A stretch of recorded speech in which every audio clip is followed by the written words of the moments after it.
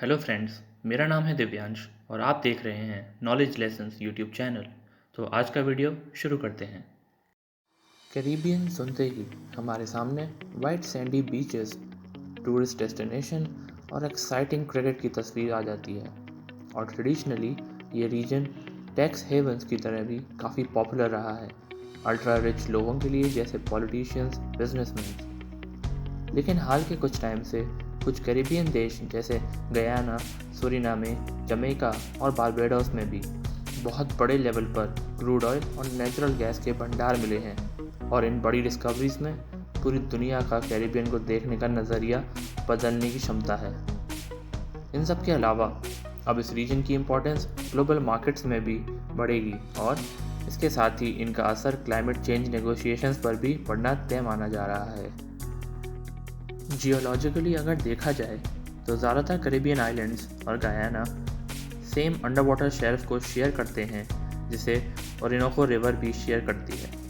ये river Venezuela में भी फ्लो करती है और सदियों से वेनेजुएला को माया क्रूड ऑयल देती आ रही है। भले ही वेनेजुएला के रिजर्व्स कम नहीं हुए हैं, लेकिन सालों की खराब मैनेजमेंट और टेक्निकल नॉलेज की कमी ने आज इस बड़े कच्चे तेल के भंडार को हार्वेस्ट करना भी मुश्किल बना दिया है। सेम शेल्फ होने की वजह से जियोलॉजिस्ट का यही मानना है कि कैरिबियन आइलैंड्स और कंट्रीज़ के पास भी इतना ही बड़ा ऑयल और नेचुरल गैस रिजर्व हो सकता है। ट्रिनिडाद एंड टोबैगो ने इसी थियोरी को दशकों पहले सही प्रूव किया था, लेकिन अब उनके पास भी क्रूड ऑयल रिजर्व काफ़ी कम रह गया है और वो अपने नेचुरल गैस रिजर्व पर ही सर्वाइव कर रहा है।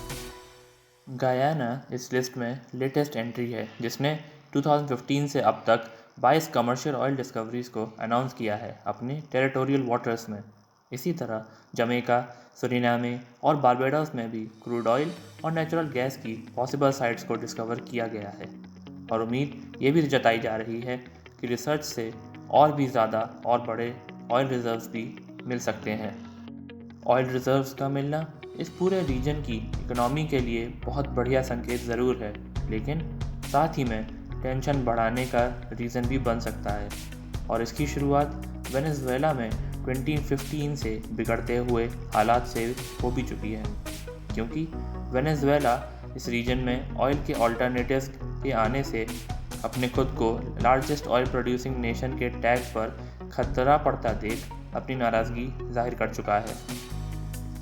और रिसेंटली वेनेजुएला ने गायनीज ऑफिशियल से उनकी ऑयल साइट्स को अपना रीजन तक बताया था और इसी वजह से बॉर्डर पर हल्की फुल्की स्पर्मिश भी स्टार्ट कर दी गई हैं। हालांकि देखा जाए तो उनके इन दावों में कोई दम नहीं है। लैटिन अमेरिकन और कैरिबियन नेशंस में एक फंडामेंटल डिफरेंस और भी रहा है ऑयल रिजर्व्स को लेकर।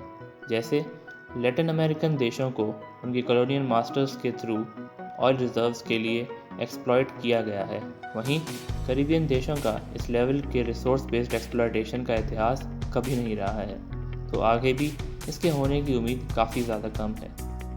इसके साथ ही कैरिबियन नेशंस अपने ह्यूमन रिसोर्स की कमी को लेकर काफ़ी ज़्यादा अवेयर हैं और इसका मेन रीज़न है ग्रोथ अपॉर्चुनिटीज़ में कमी होना, जिसकी वजह से इस रीजन के सभी ब्रिलियंट माइंड्स यूएस, यूके और कनाडा में चले जाते हैं।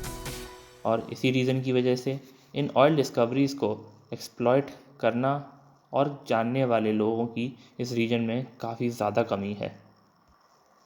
और इसी कारण की वजह से बड़ी बड़ी ऑयल और गैस कॉन्ग्लोमेरेट्स इन कैरिबियन आइलैंड्स में बड़े लेवल पर एंट्री भी ले रहे हैं इन ऑयल रिजर्व्स पर कब्जा करने के लिए। ट्रिनिडाड, जो पहले ये सब देख चुका है, अपने पड़ोसी गयाना को न सिर्फ वार्न कर रहा है, बल्कि ऑयल रिच नेशन होने के फ़ायदे और नुकसान दोनों भी समझा रहा है। इन सब के बाद भी कैरिबियन दुनिया का अगला बड़ा ऑयल मार्केट बनने की कगार पर खड़ा हुआ है।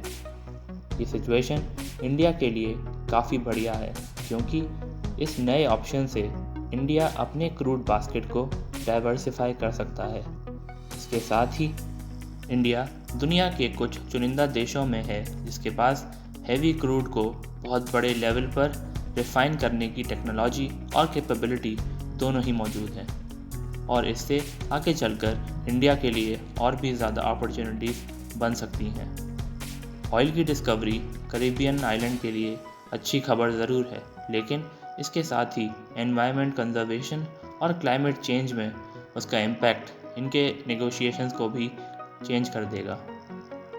कैरिबियन रीजन क्लाइमेटिकली काफ़ी ज़्यादा सेंसिटिव रीजन है, जिसका खुद का पूरा एग्जिस्टेंस पूरी दुनिया के कार्बन एमिशंस में बड़ी कटौती करने पर डिपेंड करता है। लेकिन इस ऑयल की डिस्कवरी से इस रीजन की जीडीपी को तेज़ी से बढ़ाने में ज़रूर हेल्प करेगी। इन दोनों एस्पेक्ट्स को सही से बैलेंस करना कैरिबियन आइलैंड्स के लिए और कंट्रीज़ के लिए आसान बिल्कुल भी नहीं रहने वाला है।